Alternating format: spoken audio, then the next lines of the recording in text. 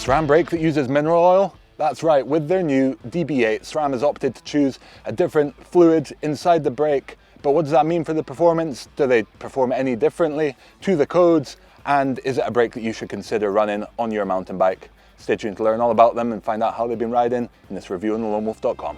Let's go.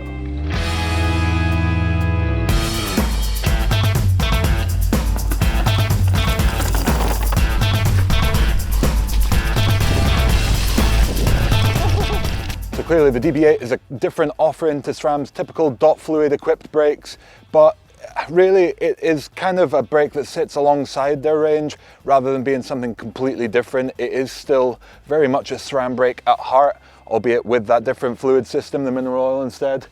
Certainly in terms of looks, it looks like a SRAM brake, and it's targeted to be a powerful stopper made for aggressive enduro, downhill mountain biking and e-mountain biking as well. Up at the levers, it's a fairly basic setup that SRAM's gone for, with just a bushing pivot in the lever and then no tool-free adjustments. You can adjust the reach of the lever, the position of it relative to the bar, by using an Allen key in there. But yeah, certainly in terms of premium features you might expect to see on the Code Series brakes, the DB8s are lacking there.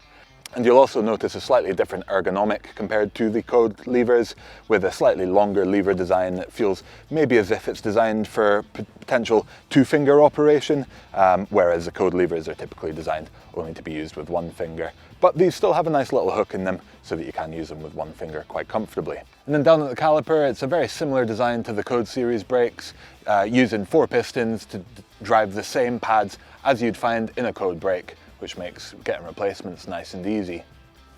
One major difference you'll find with these brakes, they use a different bleed kit to these typical SRAM brakes. SRAM offers 2 options of this, one of them around $75 and one of them just over $100, the pro level. So yeah, certainly worth bearing that in mind if you're going to buy these brakes, because you will have to add a new bleed kit to your toolbox.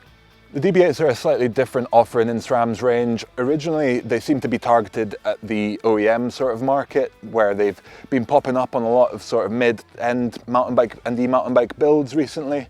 But SRAM does also make them available for sale aftermarket at RRP of $137 per end if you do decide that these are the brakes that you want to buy for your mountain bike as an upgrade.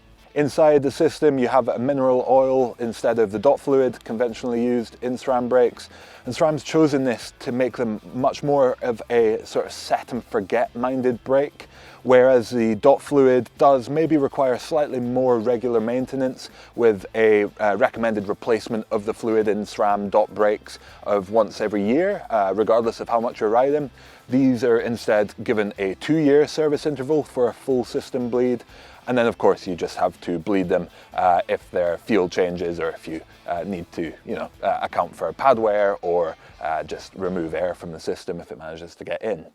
Mineral oil is considered to be slightly nicer to work with than dot fluid. Dot fluid is slightly corrosive by nature, so it can damage things like paintwork. It's maybe mildly harmful to your skin, whereas mineral oil is considered to be much safer. It shouldn't damage paintwork. It shouldn't cause any harm to your skin, although it's always worth trying to protect yourself against these things just in case. But yeah, it's just generally considered to be a slightly nicer fluid to work with. But where it loses out, in theory at least, to dot fluid is its high temperature operation. So dot fluid is kind of rated to not boil up or change in its properties up to slightly higher temperatures than mineral oil. So potentially if you got to the end of a long descent and the brake wasn't designed adequately to manage that heat, then the mineral oil brake could be inferior to a dot fluid brake in general.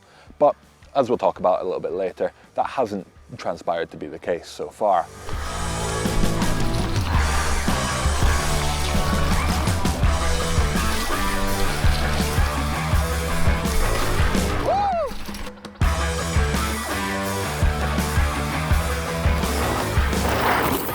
So far I've managed to spend time on these SRAM DB8 brakes on 2 separate bikes, both with the same standard organic with steel backing plate pads fitted and a pair of 200mm centerline rotors.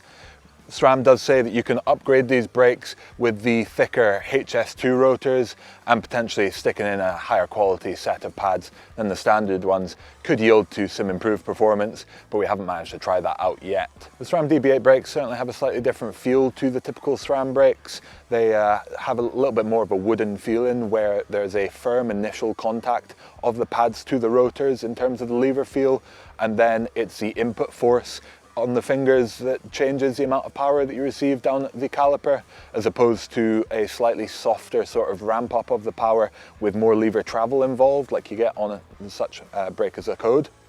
So it takes a little bit of getting used to. They've certainly, there could potentially be a lot more of a kind of initial bite to these brakes if you were to run them with a more kind of grabby pad and rotor combination. But with the centerline and the organic pads, that initial contact is not super firm and super grabby, which lets you kind of control the power of that a little bit easier.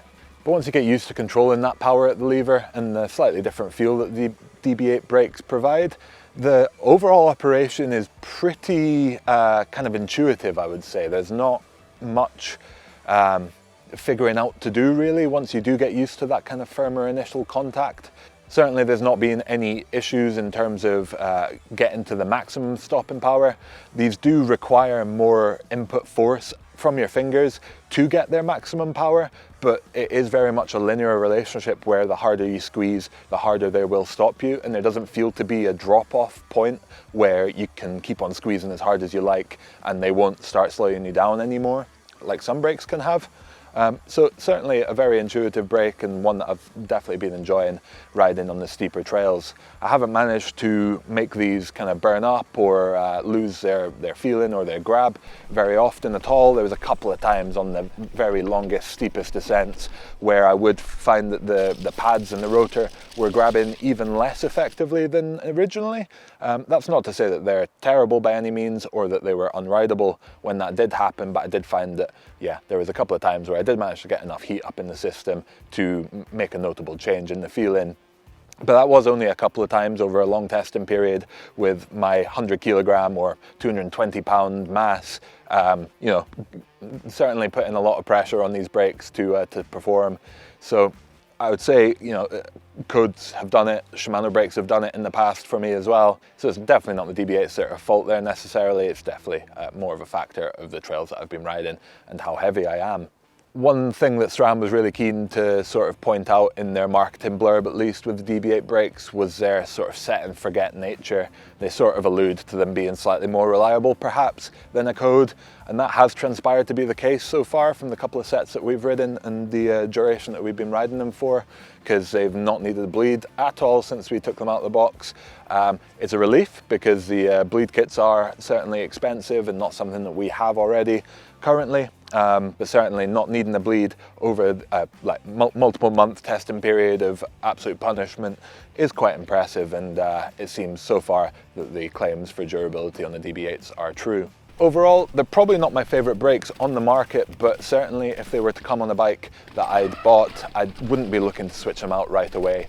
I'd certainly be upgrading other parts on the bike, or booking an uplift day or going on a riding trip instead of spending the extra money to upgrade them and get them off of my bike.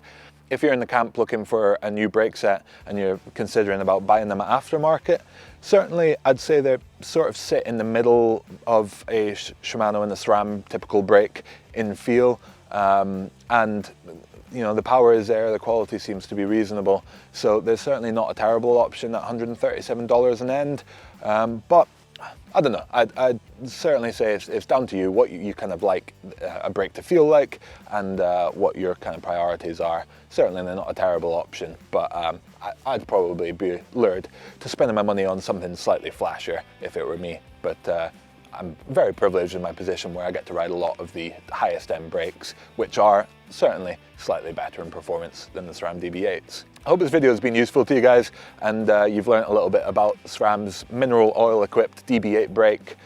Certainly they've been a solid performer, and in terms of the kind of value, or when they come on a mid-level build, they certainly seem to be a very solid offering. Just maybe not the flashiest or the absolute most powerful out there on the market. Hope you guys have enjoyed checking out this video. Give us a like if you have. Leave us a comment, let us know. Have you had experience in the SRAM DB8s, or are you considering them now as your next brake option? And subscribe to the channel to see more awesome content and awesome components in mountain biking like the SRAM DB8s. Thanks for watching. Catch you out on the trails.